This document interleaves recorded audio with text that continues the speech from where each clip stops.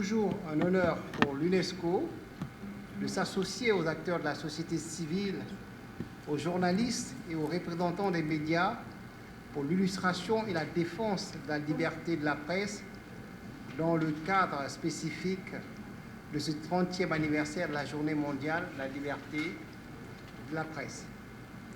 Il est aujourd'hui unanimement admis que la liberté de la presse est un facteur déterminant de progrès social et économique dans les sociétés libres et démocratiques.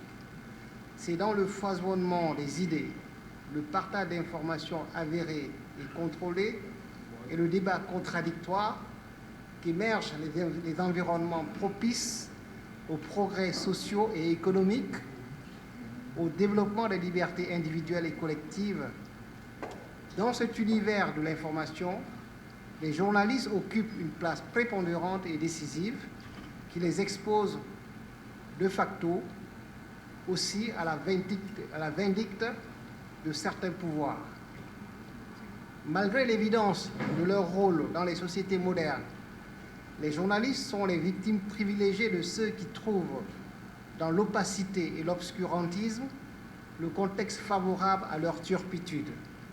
On estime encore à plus de 85% la population mondiale qui subit une détérioration de la liberté de la presse au cours des 5 dernières années.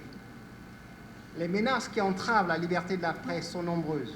L'immersion des pouvoirs économiques dans l'univers médiatique et leur position dominante de plus en plus monopolistique inaugurent une ère de l'information orientée au service d'intérêts privés que d'aucuns désigneraient tout simplement par la désinformation.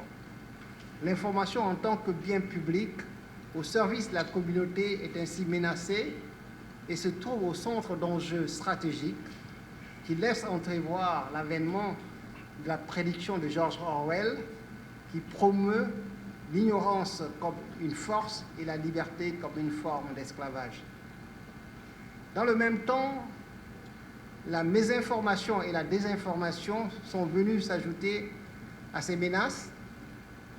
Mais dans le contexte spécifique haïtien, nous sommes tous témoins du lourd tribut payé par les journalistes dans l'exercice de leurs fonctions. Leur engagement et leur détermination sont aussi la marque d'une fabrique qui tire ses racines davantage dans le sacerdoce que dans la profession au sens classique du terme. Réunir les professionnels de la presse ce matin pour discuter et réfléchir sur les questions relatives à la liberté de la presse, à la sécurité des journalistes et au rôle de la presse haïtienne dans la situation actuelle relève d'une nécessité impérieuse, d'une profonde volonté de renforcement de la démocratie en Haïti.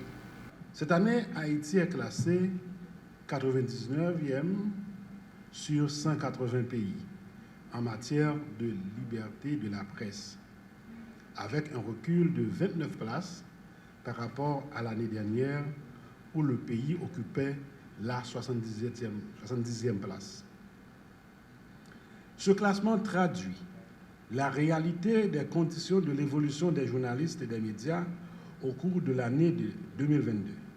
Pour rappel, l'année 2022 a été l'année la plus noire de la presse haïtienne, avec environ 8 journalistes assassinés, de nombreux journalistes blessés.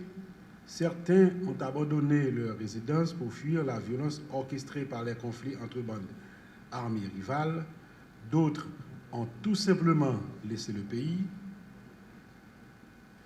Au cours de l'année de 2022, plusieurs journalistes ont été kidnappés, libérés contre rançon, sans négliger la plus spectaculaire tentative d'assassinat du journaliste Robertson Alphonse.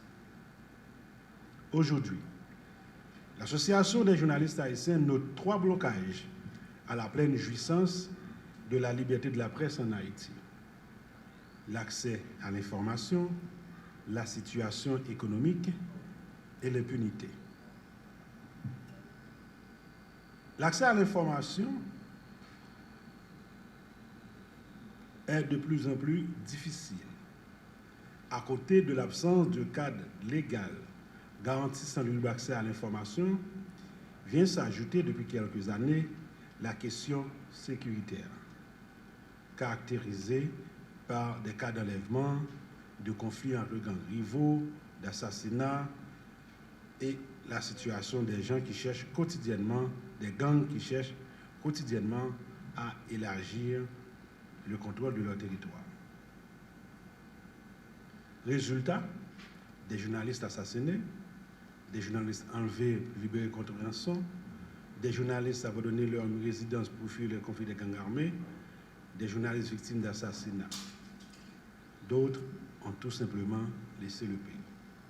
Aujourd'hui, à cause de la situation de sécurité généralisée, les journalistes n'ont pas libres d'aller à la quête de l'information qui est l'une des principales missions du journaliste, l'impunité. Durant les 2 dernières décennies, de nombreux journalistes sont assassinés, sont disparus. La police et la justice haïtienne ne montrent aucune volonté pour faire la lumière sur les cas des journalistes disparus, des journalistes assassinés. L'un des cas est la disparition du photojournaliste Vladimir Legagneur, disparu au moment où il a été dans le quartier de Grand-Ravine réaliser un reportage. Aujourd'hui, la JH appelle les autorités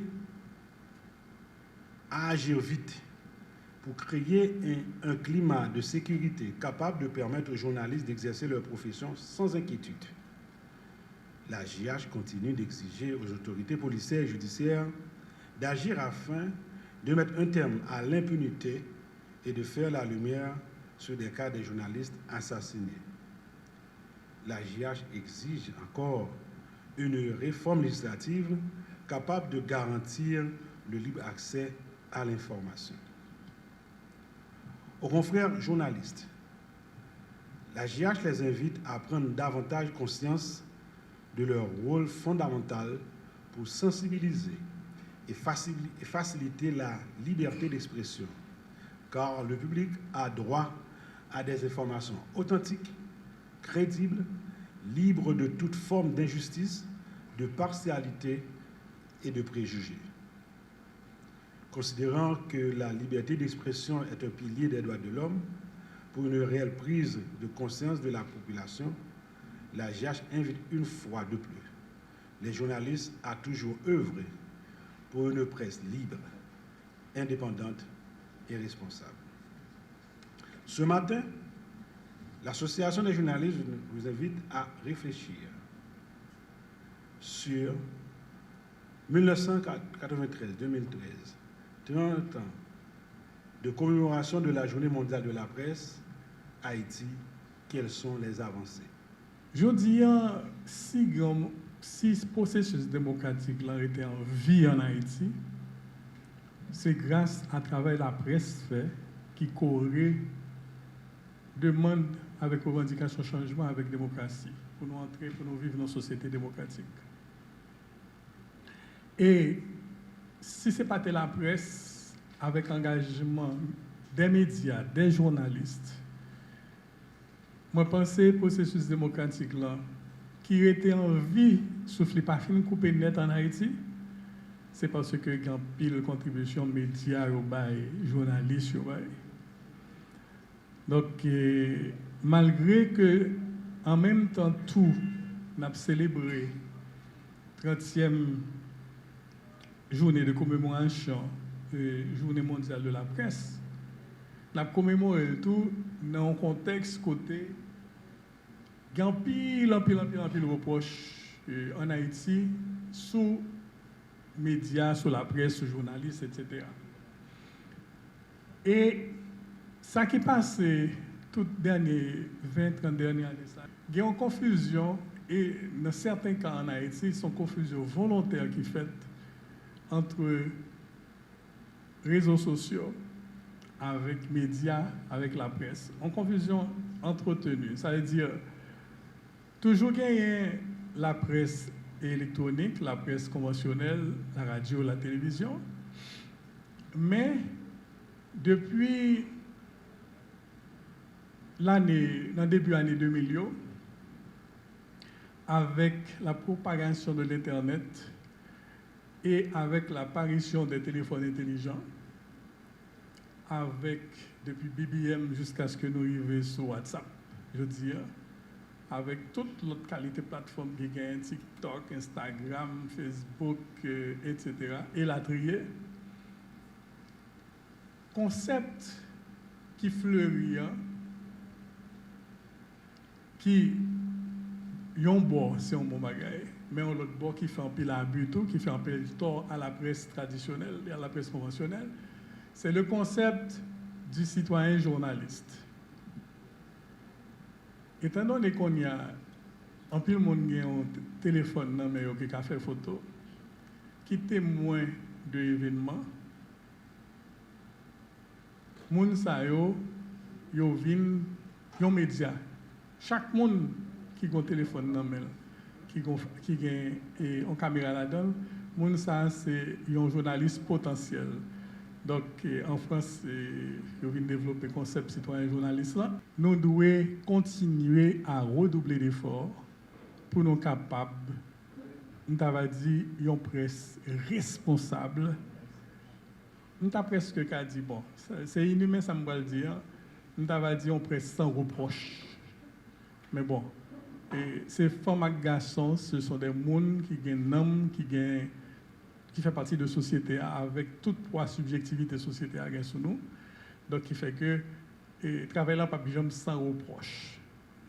Mais, moi, je pense que nous avons pour obligation, nous-mêmes qui sommes dans les médias, pour nous capables de faire le travail là de façon professionnelle et puis tout pour, si tu as comme dit, vous fait la prochaine des reproches qui ne sont pas justifiés, sa opinion publique là, ah, ça c'est la petite bête là, chercher la pression. Moi, profiter de présence moi là sous table ça ensemble avec Godson Lebois, qui est président de l'association haïtienne des médias en ligne. Je dis, nous ne sommes pas capables d'ignorer l'impact et le travail des médias en ligne, qui fait un travail de tous les instants. Moi, je dit qui bouche en pile trou ou bien qui fait travail, je dis, médias conventionnels, ils n'ont pas fait. Je vais attirer l'attention, M. Lebois, sur deux bagages. Je dis l'année 2022, c'est l'année qui était plus catastrophique, Jacques Sautré appelé ça pour les médias en Haïti. Il parlait de 8 personnes qui étaient victimes, c'est ça, Jacques? 8 journalistes qui sont victimes. 9? OK, 9 victimes. Et la plupart de victimes, c'est des journalistes de médias en ligne. Je attire l'attention, M. Lebois, plus collègues journalistes qui travaillent pour médias en ligne, sous un ensemble de précautions que vous prendre. Et je me souviens dans le cas Vladimir Le Gagneur, qui était un photojournaliste qui devait faire un reportage dans Grand Ravine et puis M. disparaît. Je attirer l'attention nous sur la nécessité nous gagner pour nous prendre en compte les réalités, pour ne pas entrer dans aucun déni de réalité.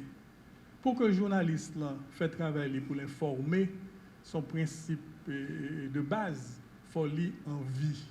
S'il n'est pas en vie, il n'est pas qu'à informer. C'est ça que fait nous son champ d'action, son terrain côté qui a une menace pour le journaliste. Le journaliste, le premier bagage pour le faire, c'est préserver la ville pour le cas continuer, informer le public là.